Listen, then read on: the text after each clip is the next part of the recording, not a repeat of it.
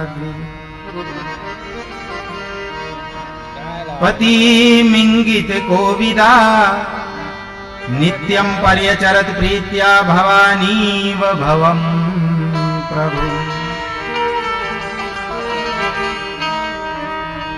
पितृभ्याम प्रस्थिति साध्वी पति मिंगित कोविदा। देवहूति जी कैसी पत्नी है? बोले पति मिंगित कोविदा। अब कहेंगे ये तो आपकी समझ में आई, मेरी समझ में तो नहीं आई। पति मिंगित कोविदा अर्थात पति को कुछ कहना नहीं पड़ता, उनके हाव भाव को देखकर समझ जाती हैं कि इन्हें क्या चाहिए, इन्हें किस चीज की आवश्यकता है, वो उनके हाव भाव को देख के समझ जाते हैं। इसको कहते हैं पति मिंगित कोविदा। करदम जी की दृष्टि जल के रखे हुए मटके की तरफ जाती है तो देवहूति जी समझ जाती हैं इनको प्यास लगी है।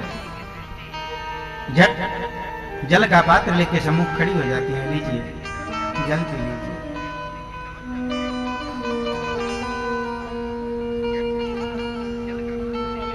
करदम जी थोड़ा सा ऐसे करते हैं तो समझ जाती हैं इन्हें गर्मी लग रही है, पंखा झलने की जरूरत है, और पंखा झलने लग जाते हैं। इनको कहा गया है पति मिंगित कोविदा। क्या ऐसा कोई और है? बोलते हैं हाँ, नित्यम पर्यचरत प्रीत्या भवानी व भवम प्रभु। कैसे सेवा करती हैं? जैसे माता पार्वती भगवान भोलेनाथ की सेवा करती हैं, भवानी व भवम प्रभु। अब यहां कोई और उदाहरण दे सकते थे, लेकिन भवानी व भवम प्रभु क्यों कहा? पता है क्यों? पता है माता पार्वती और भगवान शिव का उदाहरण क्यों दिया यहां पे? भवानी व भवम प्रभु, इसके कहने का अर्थ क्या है? क्यों कहा? इसलिए कहा माता भवानी, माता पार्वती किसकी पुत्री हैं? किनकी पुत्री हैं? पार्वती माता के पिता का नाम है? हिमाचल राज्य की पुत्री हैं माता पार्वती। और भगवान भोलेनाथ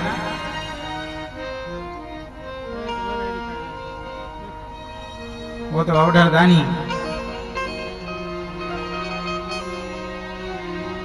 रजिस्टर्ड भिखारी।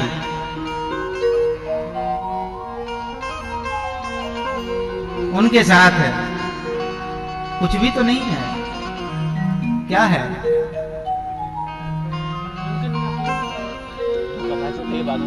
घर में भी कुछ नहीं है। अरे घर ही नहीं है तो घर में रहने की बात छोड़ो, घर होगा तब तो घर में कुछ रहेगा, घर ही नहीं है। कैलाश में निवास ले लिया, पहाड़ों के ऊपर रहते हैं। वहां पहाड़ में भी कोई कंदरा में नहीं रहते, वो पहाड़ के ऊपर ऐसे ही। कोई घर नहीं, कोई ठिकाना नहीं। जोगिया करे आहार भंगिया ठो पहाड़,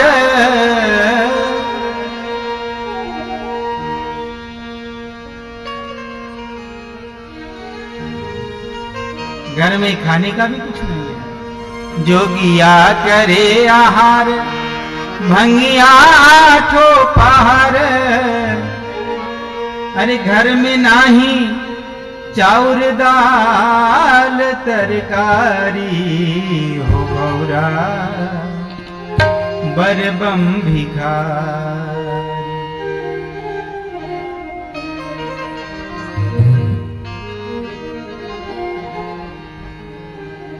भगवान भोलेनाथ और माता पार्वती का उदाहरण दिया है।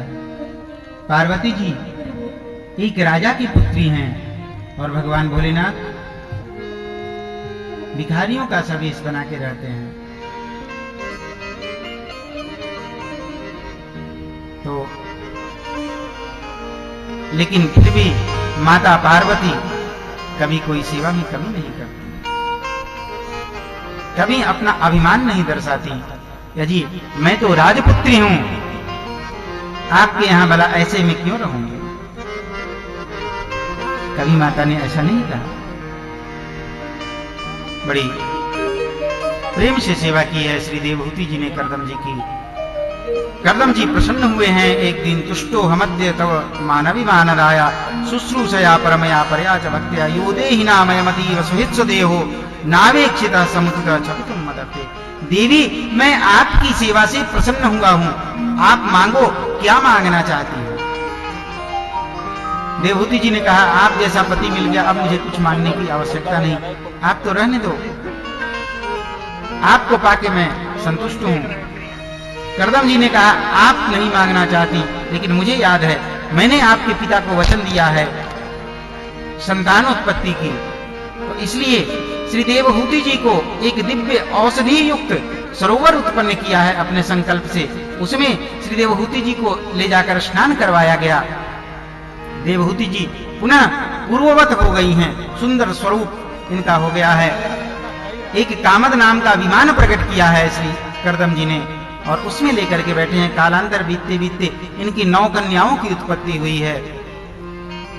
अब एक दिन इनको ध्यान आया कि मुझे अब वन में जाना चाहिए तप करने के लिए। वन में जाने को उद्यत हुए, तब तक तो देवहूति जी दरवाजे पर बैठ करके और घुटने के ऊपर अपने टूटी को रख करके पैर के अंगूठे से मिट्टी को कुरेद रही थी। देखकर समझ गए श्री कर्दम जी कि ये देवी अफसोस कर रही हैं, इसलिए इनसे पूछने लगे देवी क्या कहना चाहती हो? श्री देवहूति जी बोली आप जैसे समर्थ पति को पाने के बाद अगर मैंने स्वर्ग की कामना की होती तो मुझे स्वर्ग मिल गया होता, लेकिन मैंने स्वर्ग नहीं मांगा। आप घर से जा रहे हैं, आपके जाने के पश्चात आपके पीछे ये 9 कन्याएं हैं, मैं इनका विवाह कहां करूंगा? मैं इन 9 कन्याओं के लिए वर ढूंढने कहां जाऊंगी? कदाचित कैसे करके इनका विवाह हो भी गया तो ये 9 की 9 अपने अपने घर को चली जाएंगी, फिर मैं किसके सहारे रहूंगी? मैं बुढ़ापे में कहां जाऊंगी? कर्दम जी ध्यान करके देखने लगे कि कहीं ये मनुकन्या मानवी मुझे वाग्जाल में तो नहीं फंसा रही। ध्यान करके देखा, ओहो नहीं नहीं, ये तो परमात्मा मेरे घर में आने वाले हैं मेरे पुत्र के रूप में। श्री कर्दम जी रुक गए हैं और कालांतर में श्री कपिल भगवान श्री कर्दम जी के यहाँ प्रकट होकर के आए हैं। ब्रह्मा जी आए हैं, ब्रह्मा जी ने नामकरण संस्कार इत्यादि करवाया है और सारी बातें बताई हैं, भविष्य की बातें बताई हैं। अयम सिद्ध गणादिशा सांख्याचार्य सुसम्मता लोके कपिल इत्याख्याम गंताते कीर्ति वर्धना, सारी बातें बताई हैं इनके बारे में। और ब्रह्मा जी वहां से चले गए हैं। इनमें कभी ब्रह्म भाव से कभी पुत्र भाव से सेवा करना, ऐसा ब्रह्मा जी ने उपदेश किया था। इन्होंने कभी ब्रह्म भाव कभी पुत्र भाव से कपिल भगवान की देखरेख की है। थोड़ा दिन बीता है, कपिल भगवान थोड़े बड़े हुए हैं और अपने पिता श्री कर्दम जी को उपदेश किया है। गच्छ कामम मया पृष्ठो मयि संन्यस्त कर्मणा जित्वा सुदृजयं मृत्युम अमृतत्वाय मां भजा। जाओ वन में जाकर मेरा भजन करो और मेरा भजन करके मुझे प्राप्त करना। श्री कपिल भगवान का आदेश मानकर श्री कर्दम जी वन में आए हैं और भगवत भजन करने लग गए हैं। इधर श्री देवहूति जी बैठी हैं और देवहूति जी ने श्री कपिल भगवान के चरणों में अनेक प्रश्न किए हैं। ये कर्दम देवहूति, ये कपिल देवहूति संवाद, ये बड़ा ही अद्भुत प्रसंग है। बड़े ही अद्भुत प्रश्न किए हैं श्री देवहूति जी ने श्री कपिल भगवान से। बेटा जीव का उद्धार कैसे होता है? श्री कपिल भगवान कहते हैं जीव का उद्धार तभी हो सकता है जब जीव संतों की शरण में जाए। बेटा संत किसे कहते हैं? सफेद कपड़े जो पहनते हैं वो संत हैं, कि जो लाल कपड़े पहनते हैं वो संत हैं, अथवा जो पीले कपड़े पहनते हैं वो संत हैं? कौन संत है? जो घोट मोट रहते हैं वो संत हैं, या जिनकी बड़ी बड़ी दाढ़ी बड़े बड़े बाल वो संत हैं? जो बड़ी बड़ी गाड़ियों में चलते हैं वो संत हैं, या जो पैदल चलते हैं वो संत हैं? संत किसे कहते हैं? श्री कपिल भगवान मुस्कुराते हैं और कहते हैं मां, ये सब इस शरीर की परिभाषा है। संत कोई वेशवाचक शब्द नहीं, संत तो गुणवाचक शब्द है। इतने गुण जामे सो संत, और संतों के गुण बताए हैं। तितिक्षवः कारुणिकाः सुहृदः सर्वदेहिनां, अजात शत्रवः शान्ता साधवः साधुभूषणा, मय्यनन्येन भावेन भक्तिं कुर्वन्ति ये दृढां, मत्कृते त्यक्त कर्माणस्त्यक्त स्वजन बान्धवा, मदाश्रया कथां निष्ठा शृण्वन्ति कथयन्ति च, तपन्ति विविधास्तापान्नैतान् मद्गतचेतसः, तवायेते साधवः साध्वी सर्वसंग विवर्जिता, संगस्ते सत्यते प्रार्थ्य संग दोषहरा।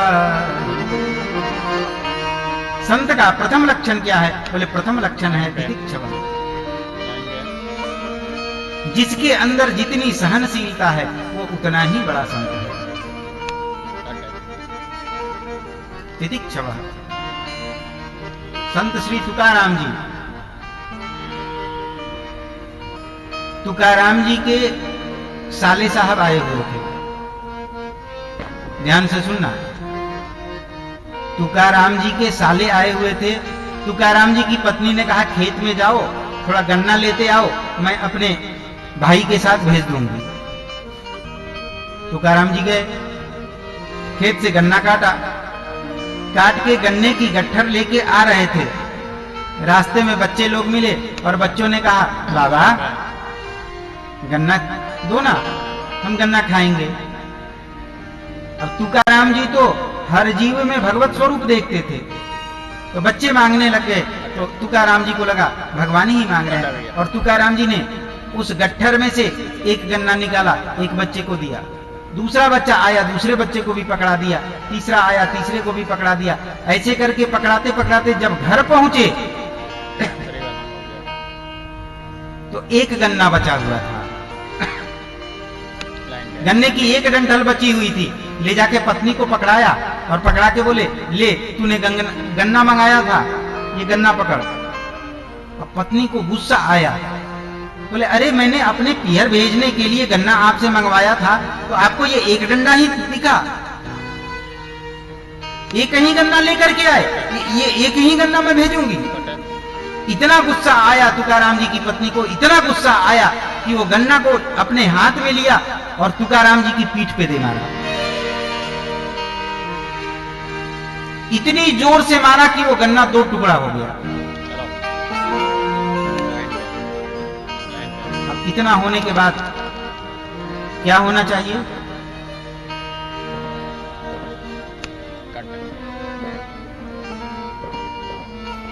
अब आप बताओ क्या होना चाहिए?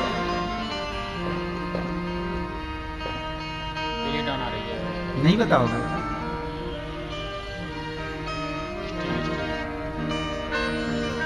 पता तो सबको है।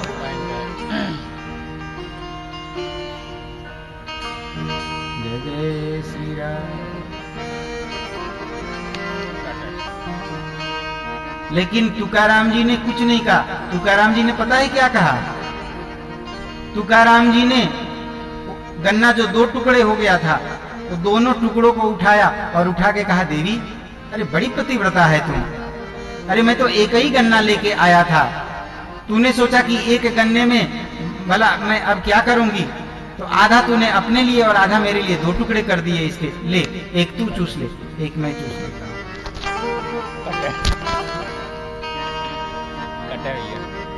ये संत की परिभाषा है, तितिक्षवः कारुणिका। हर जीव के प्रति कारुण्य भाव हृदय में भरा होगा। नामदेव जी रोटी बना रहे थे, रोटी बना बना के बगल में रखते जा रहे थे, तब तक एक कुत्ता आया और आकर के उनकी वो बनाई हुई रोटी को लेके भाग गया। तो दीदी के सोनू के जैसा था, मिठाई की सुगंध लग गई उसको, तो वो कमरा छोड़ के ही नहीं जा रहा था। हाँ, बता रही थी कि मीठे का बहुत प्रेमी है। खूब प्रयास किया, खूब डांट लगाई दीदी ने, सोनू चल, थप्पड़ मारूंगी, तेरे से बात नहीं करूंगी, मैं 15 दिन के लिए चली जाऊंगी यहां से। लेकिन वो हटा ही नहीं वहां से। नामदेव जी रोटी बना रहे थे, एक कुत्ता आया और उनकी रोटी को लेके भाग गया। कदाचित हमारे साथ ऐसा हुए तो हम क्या करेंगे? डंडा लेके भागेंगे उस कुत्ते के पीछे। लेकिन नामदेव जी ने क्या किया? नामदेव जी डंडा लेके नहीं भागे, नामदेव जी तो घी का कटोरा, घी का डब्बा उठाया। कौन सा घी था? हा? नहीं, देसी कौन सी कंपनी बता रही थी? हाँ, आज एक कटोरा घी पिलाया है दीदी ने मुझे, पूरा कटोरा भर के। हमारा जी खाओ, शुद्ध है। मैंने कहा बिल्कुल खाएंगे हम कमजोर हाजमे वाले नहीं हैं कि 2 चम्मच घी खाते ही फिर बाथरूम भागेंगे, वो नहीं होता। कहाँ गए शर्मा जी?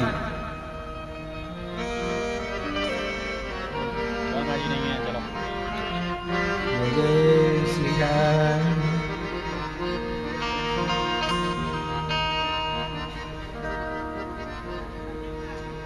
तो नामदेव जी ने वो घी का कटोरा उठाया और घी का कटोरा लेके भागने लगे। अरे प्रभु, घी तो चुपड़ लेने दो, रूखी रोटी खाओगे तो गला छिल जाएगा।